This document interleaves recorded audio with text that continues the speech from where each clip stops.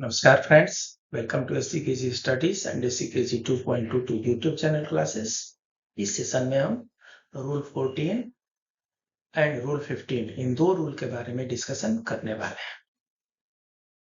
डीएफपीआर 2024 की ये सीरीज चल रही है और इसमें रूल नंबर 14 जो इंश्योरेंस ऑफ गवर्नमेंट प्रॉपर्टी से रिलेटेड है, रूल नंबर 15 जो waiver of recovery of over payment made to government servant से रिलेटेड।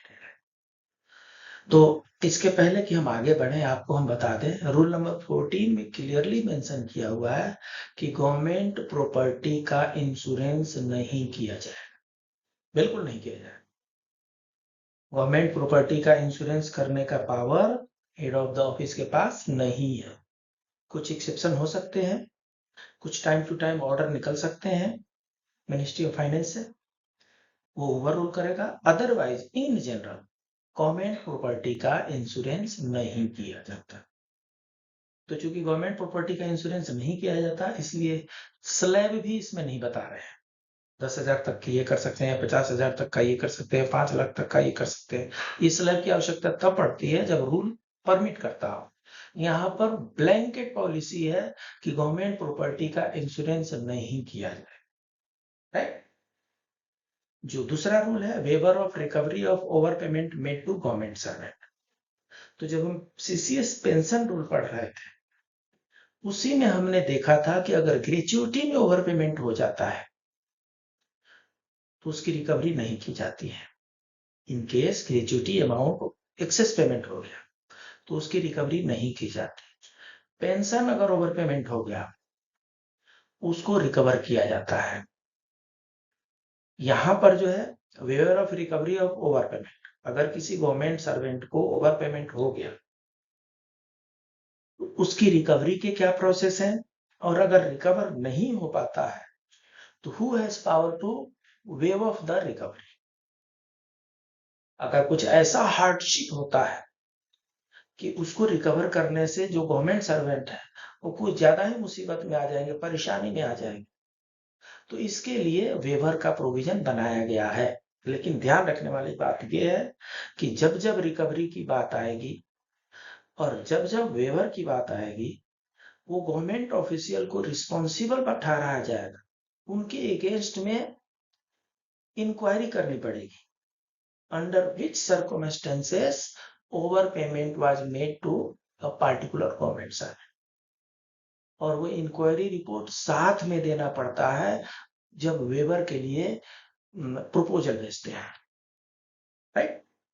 इन्हीं दो सेक्शन के बारे में, ये दो रूल के बारे में हम डिस्कशन करते हैं। आइए शुरू करें। सो rule 14 talks about insurance of government property, right. तो government property both movable and immovable shall not be insured. देख लीजिए, government property whether it is movable और इमूवेबल, चाहे वो मूवेबल हो चाहे इमूवेबल हो, इनका इंश्योरेंस नहीं किया जाएगा। And no subordinate authority shall undertake any liability or incur any expenditure in connection with the insurance of such property without the previous consent of the finance ministry. So एक तो rule ये है कि government property चाहे movable हो चाहे immovable हो, उसका इंश्योरेंस हो ही नहीं सकता। अगर इंश्योरेंस करना ही पड़ा तो कंडीशन क्या है, except in the cases where relaxation is provided by the that ministry from time to time. Which ministry? Finance ministry.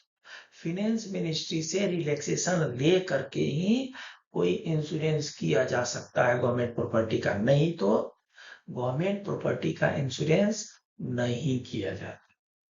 Clear? Government property चाहे मूवेबल हो चाहे इमूवेबल, उनके इंश्योरेंस नहीं किए जाते। फायर इंश्योरेंस किया जाता है, चेक कर लीजिए। और फायर इंश्योरेंस चेक करने के लिए, चाहे फायर इंश्योरेंस करने के लिए मिनिस्ट्री ऑफ फाइनेंस का अलग से ऑर्डर है। Except fire accident, fire insurance, बाकी इंश्योरेंस हमने नहीं देखा है। अगर आपने देखा है please do write in the comment box. Rule 15 waiver of recovery of over payment made to government servant. So generally government servant को पे जो किया जाता है उसका वेल बिफोर द पेमेंट उसका कैलकुलेशन किया जाता है, उसकी चेकिंग किया जाता है, तब अप्रूवल दिया जाता है। सो इसकी प्रोबेबिलिटी रेयरेस्ट टू रेयर होती है, लेकिन अगर कहीं ओवर पेमेंट हो गया तो उसको कैसे रिकवर करेंगे या नहीं रिकवर हो रहा है तो कैसे उसका वेवर करेंगे, वो रूल 15 में मेंशन किया हुआ है। आइए देखते हैं। Rule 15, waiver of recovery of overpayment made to government servant. A department of government of India and administrator and any other subordinate authority. जहां जहां भी यूनियन टेरिटोरी होगी वहां पर एडमिनिस्ट्रेटर वर्ड आएगा, जहां जहां सेंट्रल गवर्नमेंट होंगे वहां वहां पर डिपार्टमेंट ऑफ गवर्नमेंट आएगा। जितनी भी मिनिस्ट्री होती है सबके डिपार्टमेंट होते हैं, तो जहां जहां गवर्नमेंट ऑफ इंडिया का होगा वहां डिपार्टमेंट आएगा वर्ड, और नहीं तो यूनियन टेरिटोरी जहां जहां आएगी वो भी सेंट्रल गवर्नमेंट के अंदर आते हैं, उनकी एडमिनिस्ट्रेटर टर्मिनोलॉजी को यूज किया जाता है। And any other subordinate authority to the department to whom powers may be delegated by or under special order of the president may waive the recovery of an amount found to have been overpaid mistakenly to a government servant in excess of their entitlement, subject to the following condition. So condition क्या है? Government of India का जो department है जिनके पास power delegate किया गया है वो वेव कर सकते हैं वेव रिकवरी का। Waiver of recovery can be done by the delegated authority also if the overpayment has been made by mistake. अब मिस्टेक कौन सा है, मिस्टेक कैसा है, मिस्टेक किसके द्वारा किया गया है, it's a matter of inquiry. So every case of waiver of recovery has to be followed by inquiry. Inquiry has to be ordered. Inquiry अपना रिपोर्ट देगी, रिपोर्ट देने के बाद से डिसिप्लिनरी अथॉरिटी उसको एक्सेप्ट करेगी, डिसिप्लिनरी अथॉरिटी उसके against में एक्शन लेगी, the person who has committed the mistake, और तब इसको प्रोसेस किया जाएगा। इसका एक लंबा चेकलिस्ट है, हम आगे आपको इसी क्लास में डिस्कस करने वाले हैं, राइट। अब जो ये ओवर पेमेंट का जो बाय मिस्टेक ओवर पेमेंट हुआ है, इसकी जो वेवर ऑफ रिकवरी होगी उसके कुछ कंडीशन, क्या कंडीशन है? The amount disallowed has been drawn by the government servant concerned under a reasonable belief that he was entitled to it. So it's a matter of entitlement. जो dealing staff है उसको लगा कि वो staff entitled है, और बाद में हो सकता है कि ऑडिट के द्वारा या किसी और अथॉरिटी के द्वारा पता चेक करने पर पता चला हो कि वो ऑथराइज नहीं है, तो उसको डिसअलाउ कर दिया गया, उसको विड्रॉ कर लिया गया और वो एक्सेस पेमेंट में कन्वर्ट हो गया। एग्जाम्पल ले लेते हैं, किसी एम्प्लॉय का ARLTC है, जो डीलिंग स्टाफ है in general belief in good faith he understands that he is eligible for airfare, और उनको ARLTC दे दिया गया, LTC दे दिया गया, बाद में पेमेंट भी हो गया, बाद में ऑडिट वाले ने ऑब्जेक्शन लगाया, नहीं, he was not authorised for the ARLTC of that particular route. ARLTC was from Guwahati to Northeast area. ARLTC was from Chandigarh to Jammu Kashmir. ARLTC was not supposed to get ARLTC from Mumbai to Delhi and Chandigarh. ये objection लग गया, objection लग गया, यहाँ पर payment हो चुका है। Now this payment is over payment. तो इसलिए यहाँ पर मेंशन किया हुआ है कि रीजनेबली बिलीव किया गया था कि he was entitled for that. First condition ये है कि it was reasonably believe that he was entitled to that. अगर रीजनेबली बिलीव भी नहीं था तो फिर किस बेसिस पे पे किए, इसलिए फर्स्ट कंडीशन ये है। Second, if the opinion of the aforesaid authority, if in the opinion of the aforesaid authority recovery will cause undue hardship। अब प्रश्न ये है कि इनको एक्सेस पेमेंट हो गया, ओवर पेमेंट हो गया, तो इनसे हमें विड्रॉ करना चाहिए, वो जो एक्सेस मनी है उसकी रिकवरी करनी चाहिए। लेकिन अथॉरिटी को लगता है कि उसकी रिकवरी अगर करेंगे, वो एक्सेस अमाउंट ज्यादा ही अमाउंट होगा, हेवी अमाउंट है, हेवी अमाउंट को अगर हम रिकवरी करते हैं तो गवर्नमेंट सर्वेंट में नॉट बी एबल पे it back at least at this juncture. कभी कभी सिचुएशन ऐसे राइज हो जाते हैं तब, और पहला कंडीशन ये है कि it will cause undue hardship. जो गवर्नमेंट सर्वेंट है जिनको ओवर पेमेंट हो गया है, उनकी रिकवरी करने से उनकी खुद मुसीबत में वो आ जाएंगे, उनका घर बिक जाएगा, घर खाली करना पड़ जाएगा, रोड पर आ जाएंगे, रोजी रोटी के शिकार हो जाएंगे। इसको बोलते हैं अनड्यू हार्डशिप। तो एक तो कंडीशन ये हो सकता है, और नहीं तो दूसरा क्या है, recovery is impossible. Recovery is impossible mean ऐसा भी हो सकता है कि पेमेंट उनको हो गया and he left the world, तो रिकवर किससे करेंगे, इम्पॉसिबल रिकवरी हो गई। इन दो कंडीशन में रिकवरी वेवर करना पड़ेगा। जब रिकवरी ही इम्पॉसिबल है तो वेवर ही उपाय बचता है। जब रिकवरी अनड्यू हार्डशिप उस पर इम्पोज करती है तो वेवर ही ऑप्शन बचता है। तो वेवर करना पड़ेगा अगर, तो उनका रिकवरी का पावर कितना है। तो डिपार्टमेंट जो है, गवर्नमेंट ऑफ इंडिया का जो भी डिपार्टमेंट है, उसका रिकवरी का पावर है 2 लाख, 2 लाख। ईच इंडिविजुअल का जो है 2 लाख रुपीस का रिकवरी आप करने का जो पावर है, वेवर करने का पावर, रिकवरी का वेवर करने का पावर जो है, राइट ऑफ जिसको हम पढ़े थे, तो राइट ऑफ असेट का होता है, और वेवर जो होता है एक्सेस पेमेंट का होता है।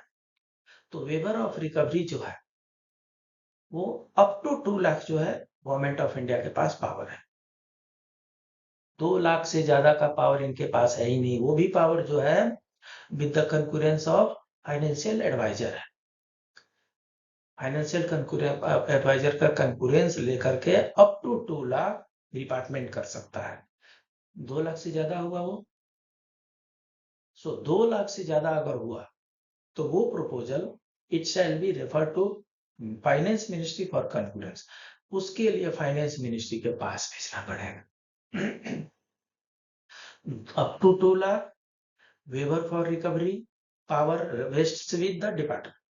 Department means head of the department, HOD, head of the department के पास ये पावर है 2 लाख तक का। उससे ज्यादा अगर हो गया तो फाइनेंस मिनिस्ट्री के पास भेजना पड़ेगा प्रपोजल वेवर के लिए, राइट।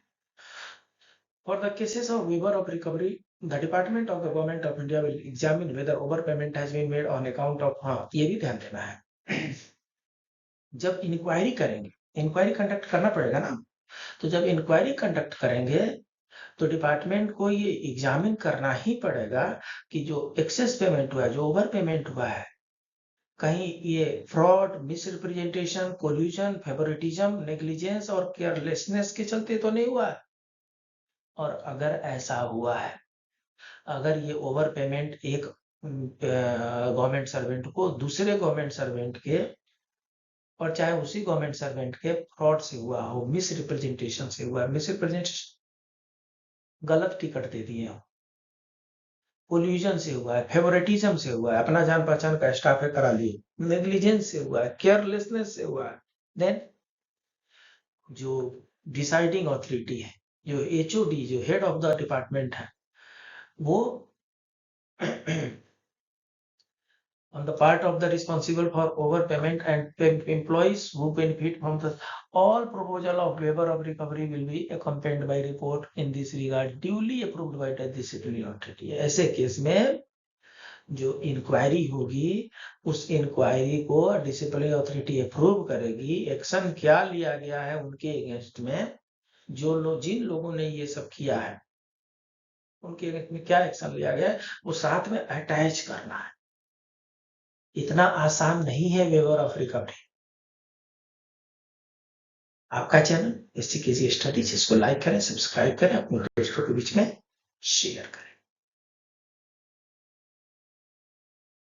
तो ये जो रूल 15 रहा, ऐसा DFPR में मेंशन हुआ है। उसमें ये भी है कि गवर्नमेंट ऑफ इंडिया का डिसीजन टाइम टू टाइम आता है and that will supersede the provision. So government of India का डिसीजन का मतलब यहाँ होता है मिनिस्ट्री ऑफ फाइनेंस का डिसीजन। तो एक बार गवर्नमेंट ऑफ इंडिया का डिसीजन भी देख लेते हैं। मोस्टली वो सेम होता है जो रूल 15 में मेंशन किया हुआ है। अगर कहीं पे एक्स्ट्रा है उसको देख लेते हैं, कुछ ना कुछ एड ऑन होता है। कंट्राडिक्टरी नहीं होगा, कंट्राडिक्टरी होता है तो रूल को अमेंड करना पड़ता है। रूल 15 को अमेंड करके ही यहाँ पर डाला गया है। So it is in line with the rule 15, और ये कह सकते हैं कि rule 15 is in line with the government of India decision. फिर भी कुछ एक्स्ट्रा चीज है, उसको देख लेते हैं। गवर्नमेंट ऑफ इंडिया डिसीजन और waiver of recovery of excess payment made to government employ, उसका जनरल इंस्ट्रक्शंस क्या इशू हुआ है। Department government of administration home power में भी डेडिकेटेड, ये सेम है। May waive the recovery of an amount found to have been overpaid by mistake, ये same provision है जो रूल 15 में मेंशन किया हुआ है। Subject to certain conditions and financial limits. The date, हाँ अब यहाँ से एडिशनल क्या है, यहाँ तक तो रूल 15 में मेंशन हुआ है। गवर्नमेंट ऑफ इंडिया का डिसीजन 1 जो है ये रूल 15 में मेंशन हुआ है। 2 में क्या है, the date of order for recovery of over payment is crucial, critical. Critical क्यों है, किस दिन पता चला कि ये ओवर पेमेंट हो गया है। पेमेंट तो हो गया पहले ही, और जनरली हजारों लाखों पेमेंट होते रहते हैं, उनमें से एक या दो पता चला कि नहीं ये पेमेंट सही नहीं हुआ है, ये ओवर पेमेंट हो गया, एक्सेस पेमेंट हो गया है। ये किस दिन पता चला है, जिस दिन पता चला है उस दिन से आपने क्या क्या एक्शन लिया है उसको रिकवर करने के लिए, और इंक्वायरी ऑर्डर करके आपने कहाँ तक पहुंचे हैं, ये तब शुरू होगी जब पता चलेगा कि किस दिन ये पता चला है। सो डेट ऑफ ऑर्डर आपको करना पड़ेगा, जैसे पता चलता है ओवर पेमेंट है, आपको रिकवरी के लिए ऑर्डर आपने कब इशू किया। तो date of order for recovery of over payment is critical input for decision regarding waiver of such property recovery. Therefore, such order for recovery of overpayment should be issued within 1 month from the date of detection of। जिस दिन पता चल जाता है कि over payment हो गया है, बढ़िया से चेक कर लीजिए रिकॉर्ड चेक करने के बाद से इस कंक्लूजन पे आ जाइए कि ओवर पेमेंट तो हो गया है। उसके 1 महीने के भीतर रिकवरी का ऑर्डर इशू करना है। Such order for recovery of over payment, recovery का ओवर पेमेंट के रिकवरी का ऑर्डर इशू करना है within 1 month from the date of detection of the over payment. इसलिए this date is very critical, right. क्या है, as per rule 15, वही जो अभी हम स्टडी किया है, ये 2 लाख तक का पावर है, ये भी पता है। तो ये जो 2 लाख का पावर है with concurrence of financial adviser, इसके साथ कुछ गाइडलाइंस मेंशन किए जा रहे हैं। ये गाइडलाइन जो था वो 15 में नहीं था, ये गवर्नमेंट ऑफ इंडिया के डिसीजन में गाइडलाइन आया है। ठीक है, वो गाइडलाइन देख लेते हैं क्या क्या है। The ministry department should examine all proposal in terms of the provision laid down। Rule 15 में जो भी प्रोविजन दिया गया है उसके अनुसार उस प्रत्येक केस को एग्जामिन करना है। कौन करेगा, डिपार्टमेंट करेगा, मिनिस्ट्री करेगी। और क्या है, ministry department should verify that in cases of waiver no serious negligence has taken place. हालांकि ये मेंशन किया हुआ है रूल 15 में, फिर भी गाइडलाइन में इन्होंने मेंशन किया है कि ये चेक करना ही है कि सीरियस नेग्लिजेंस उसमें नहीं हुआ है on the part of the government servant, जिसके चलते डिसिप्लिनरी एक्शन उनके अगेंस्ट में लेना पड़े। और अगर डिसिप्लिनरी एक्शन लेना है तो in case ministry department is of the view that loss is on account of A defect in existing rule और प्रोसीजर। अगर रूल और प्रोसीजर में डिफेक्ट है, the same should be brought to the notice of department with authority to amend such। अगर rule regulation में कुछ defect है जिसके चलते ओवर पेमेंट हुआ है, उसको तो अमेंड करना पड़ेगा ना। अमेंड करने का पावर किसके पास होगा, कुछ अमेंडमेंट पावर डिपार्टमेंट के पास होगा, कुछ अमेंडमेंट पावर मिनिस्ट्री के पास होगा, इनसे भी ज्यादा नहीं हो पाता है तो फाइनेंस मिनिस्ट्री के पास जाएगा। सो ये सब भी इंक्वायरी में आना चाहिए कि एग्जिस्टिंग रूल को मिसयूज तो नहीं किया गया है, उसका एक्सेस इंटरप्रिटेशन तो नहीं किया गया है।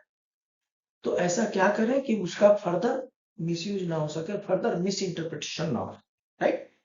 यह है 3 का 3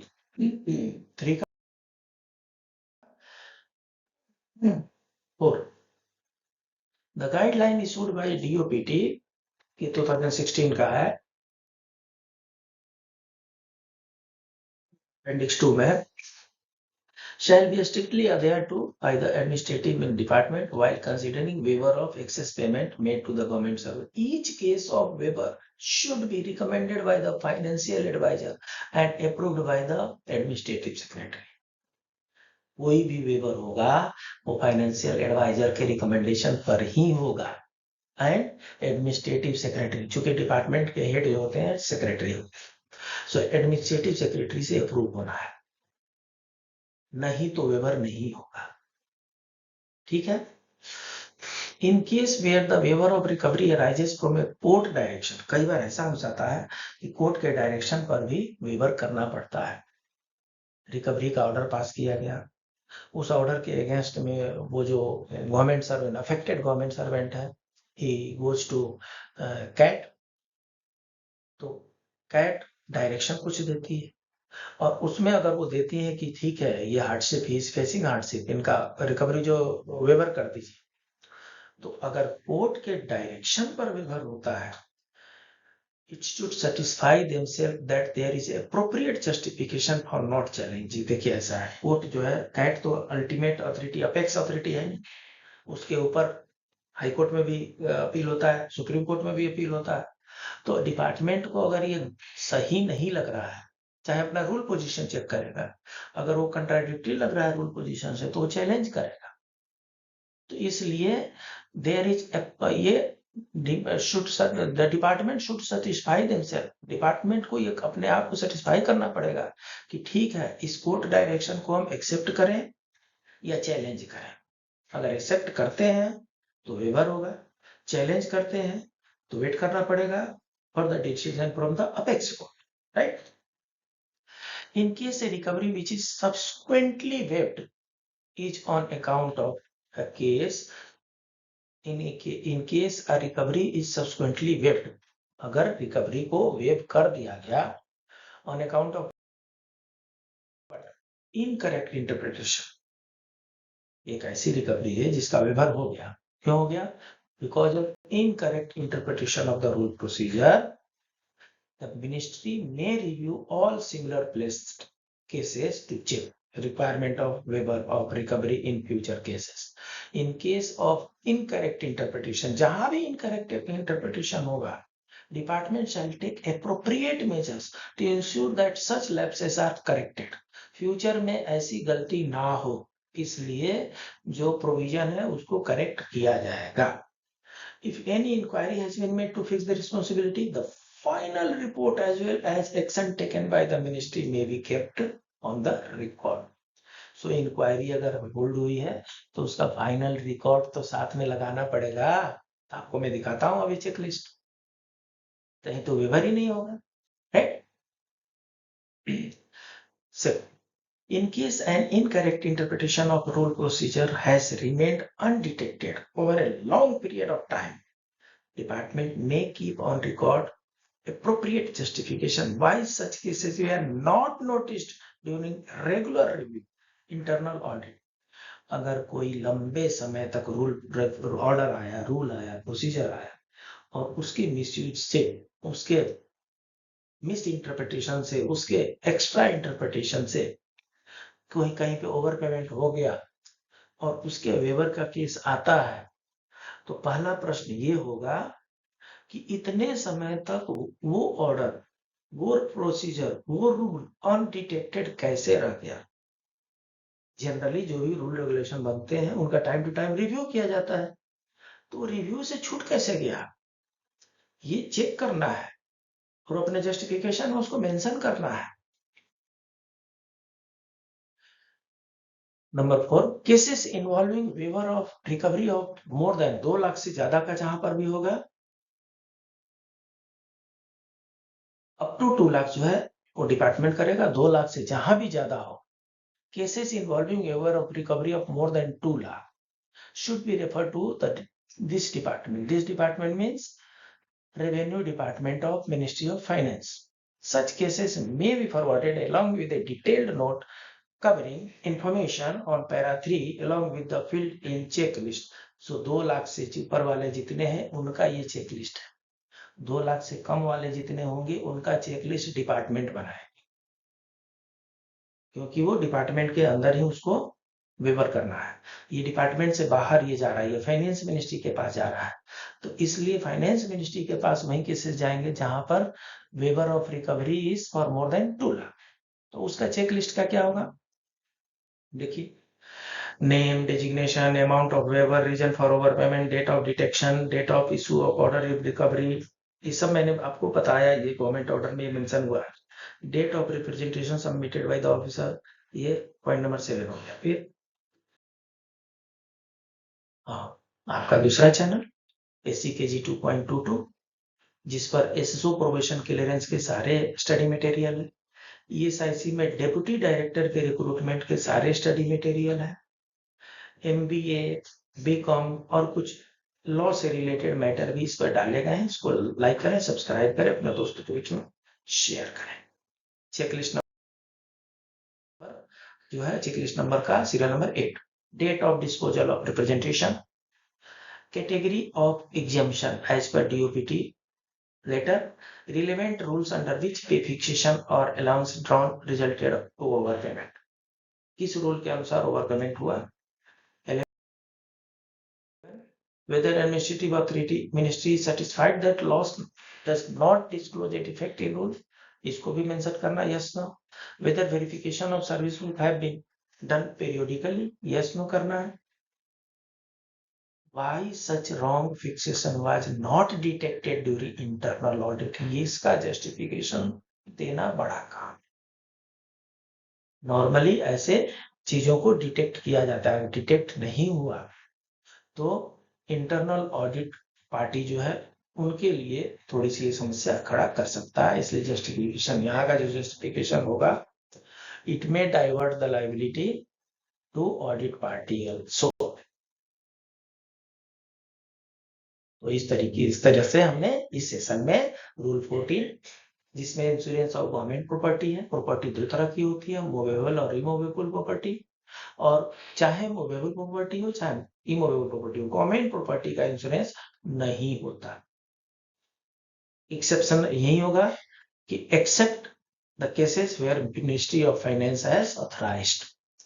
रूल 15 में waiver of recovery of over payment है मेड टू गवर्नमेंट सर्वेंट, इसमें अप टू 2 लाख जो पावर है वो डिपार्टमेंट का है, 2 लाख से ज्यादा जो पावर है वो मिनिस्ट्री ऑफ फाइनेंस के पास है, with consultation with financial adviser. तो इस तरीके से रूल 14 एंड 15 आपके लिए कैसा रहा, कितना समझ में आया, please do right something in the comment box. Right, मिलते हैं अगले क्लास में, तब तक के लिए please keep on watching SGKG studies and SGKG 2.22 YouTube channel classes. नमस्कार।